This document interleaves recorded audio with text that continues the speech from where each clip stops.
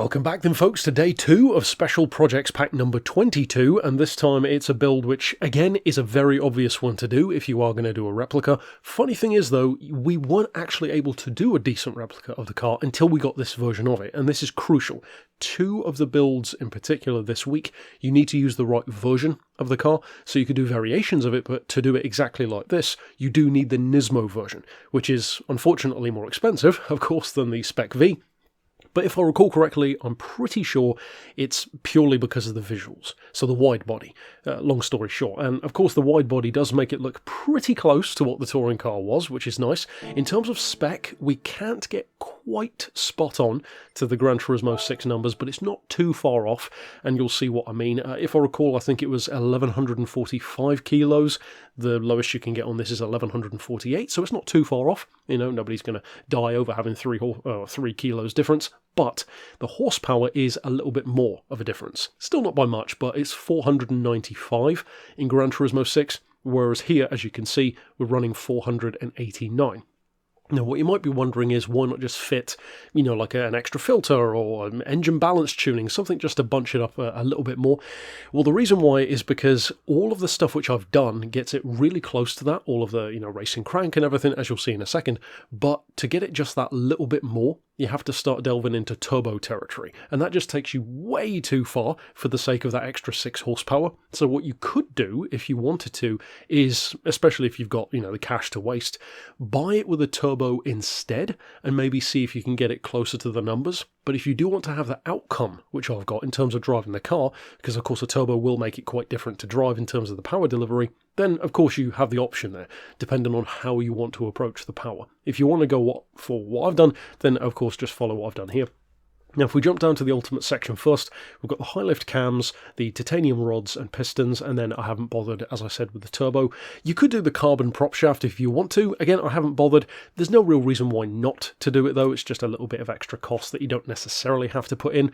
If you want to, though, no reason why not. As far as the sports section, you want your stage 1 weight, and again, it is unfortunate that you can't do that stage 5 because it really would have made all the difference. So stage 1 weight, of course, the sports hards are already on there, so don't worry about those. For the Club Sport, of course, the other cams cancel out these ones. We've got the stage 2 weight, the power restrictor and the ballast. For the semi-racing, you want your ECU, your racing crank, the fully customized diff, the body rigidity, and the stage 3 weight. As far as the racing stuff, we've got the ports, the balance tuning, the intercooler, even though I haven't done the turbos, because that, again, just bumps up the power that little bit closer. The filter, silencer, manifold, pads and discs. Doesn't really matter too much if you go for slotted. You could even go for ceramics if you want to. I've opted for the drilled ones, mostly because I like the look of those on this car. The torque vectoring center diff, race clutch and flywheel, suspension, and of course transmission. And as you would assume, racing hard tyres, as I almost always do with a racing build. We've got the steering angle adapter. Of course, it's not a drift car, but for that turn-in, you will probably feel a little bit of a difference if you don't fit that in terms of the turn-in, and the turning circle, I guess, might be different as well. I haven't actually compared the two, so it would be curious to see a comparison there, unless somebody's already done that. And of course, we already ran over the ultimate section as well. So, interestingly, we're pretty close, only a couple of kilos and a couple of horsepower off Gran Turismo 6, which I think, for most people, that's probably close enough. But even with all of those racing parts, even on an already motorsport-derived car, such as the Nismo, it's not bad on points. I mean, it's significantly lower, for example, than the Corvette, which we did, the GT1, which of course has a power advantage, but even so, it's a similar kind of weight. The power isn't that crazy. In comparison, 530 compared to this car at 490, and yet the power is much, or the points I should say, are much more modest on this one. The Corvette is 711, this is 684, which feels like a bit of bias, to be honest, to have that much of a difference in point level, but hey, maybe it's just me. Of course, with the four-wheel drive advantage as well, or all-wheel drive, depending on the car. So, as far as the actual bits and bobs which we've done, for the ride height, we've got 95mm, so not quite as low as it can go, but it's pretty low. And of course, you do want to be careful with some cars in the game anyway, as far as bottoming out. As far as anti-roll, that is on 6, 38 for the dampers on the compression side of things, 45 on the rebound, 2.9 for the springs, a little bit of camber, different, or a little bit of difference I should say, even on the camber, 2 degrees on the front, 1 degree on the back.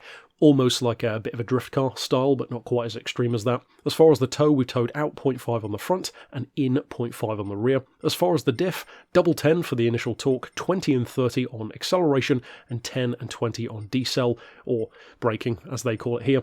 And then for the torque vectoring diff, I've said it before, personally I quite like having a 50-50 split. Some people find it too heavy, and of course the advantage of fitting that is you can literally change it on the go, like you can with the brake balance, with the traction control, all that kind of stuff. So you do have that very nice advantage if you want to immediately loosen up the front end while you're still driving.